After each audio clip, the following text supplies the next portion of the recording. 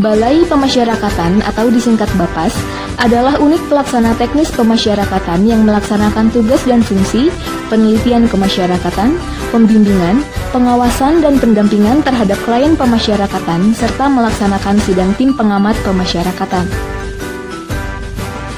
Pembimbing kemasyarakatan adalah petugas pemasyarakatan jabatan fungsional tertentu yang melaksanakan tugas dan fungsi dari BAPAS. Klien pemasyarakatan adalah seseorang yang berada dalam pelayanan, pembimbingan, dan pengawasan serta pendampingan pembimbing kemasyarakatan dalam sistem peradilan pidana. Tahanan dan narapidana yang mendapatkan pelayanan BAPAS, selanjutnya kami menyebutnya sebagai klien pemasyarakatan. Berikut adalah pembimbing kemasyarakatan BAPAS kelas 2 Garut. Asisten pembimbing kemasyarakatan yang terdiri dari asisten pembimbing kemasyarakatan terampil atau pelaksana 3 orang, asisten pembimbing kemasyarakatan mahir 4 orang. Sementara pembimbing kemasyarakatan terdiri dari pembimbing kemasyarakatan pertama 12 orang, pembimbing kemasyarakatan muda 6 orang, dan pembimbing kemasyarakatan madya 2 orang. Jenjang jabatan fungsional ini berdampak pada penanganan klien pemasyarakatan yang berdasarkan kategori tindak pidana, sehingga diharapkan para pembimbing kemasyarakatan dapat bekerja secara profesional sesuai dengan peran dalam jenjangnya masing-masing. Klien pemasyarakatan dibedakan menjadi 2 kategori, yaitu dewasa dan anak. Hal ini dibedakan karena klien anak yang berusia di bawah 18 tahun memiliki ketentuan yang berbeda dengan klien yang berusia di atas 18 tahun. Lalu siapa saja yang mendapatkan pelayanan BAPAS? Penelitian kemasyarakatan dibuat berdasarkan permintaan resmi dari instansi terkait.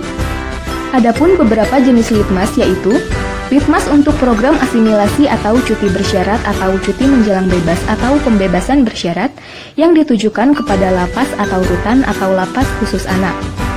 Litmas untuk pelaksanaan diversi untuk tingkat kepolisian atau tingkat kejaksaan atau tingkat pengadilan negeri. Litmas untuk persidangan yang ditujukan kepada kepolisian, kejaksaan, dan pengadilan negeri. Litmas untuk kebutuhan lainnya, seperti untuk program perawatan di rutan, pembinaan di lapas, dan pembimbingan di BAPAS. Klien yang mendapatkan pembimbingan BAPAS adalah klien pemasyarakatan yang menjalani program cuti bersyarat atau cuti menjelang bebas atau pembebasan bersyarat, dan klien pemasyarakatan yang mendapatkan putusan atau penetapan kembali orang tua. Adapun jenis bimbingan yang diberikan adalah bimbingan kepribadian yang saat ini telah bekerja sama dengan Pondok Pesantren Al-Jauhari dan Pondok Pesantren Al-Idrisiyah, dan bimbingan kemandirian yang telah bekerja sama dengan Balai Latihan Kerja Kabupaten Garut dan Great Stable Peternakan Kuda di Pangandaran. Klien yang mendapatkan pengawasan adalah klien pemasyarakatan yang mendapatkan program asimilasi atau cuti bersyarat atau cuti menjelang bebas atau pembebasan bersyarat, klien pemasyarakatan yang sedang menjalani latihan kerja, klien pemasyarakatan yang mendapatkan penetapan atau putusan kembali orang tua, dan klien pemasyarakatan yang mendapat penetapan atau putusan pembinaan dalam lembaga. Lembaga yang telah bekerja sama saat ini adalah LPKS Yanatu Sibian dan PSR ABH Cilengsi di Bogor. Klien pemasyarakatan yang mendapatkan pendampingan adalah klien anak saat proses diversi, klien anak saat pemeriksaan penyidikan, klien anak saat pelimpahan ke kejaksaan, dan klien anak saat menjalani proses persidangan. Cakupan wilayah kerja Balai Pemasyarakatan kelas 2 Garut meliputi Kabupaten Garut, Kabupaten Tasikmalaya, Kota Tasikmalaya, Kabupaten Ciamis, Kota Banjar, dan Kabupaten Pangandaran yang memiliki pos BAPAS di Lapas Banjar.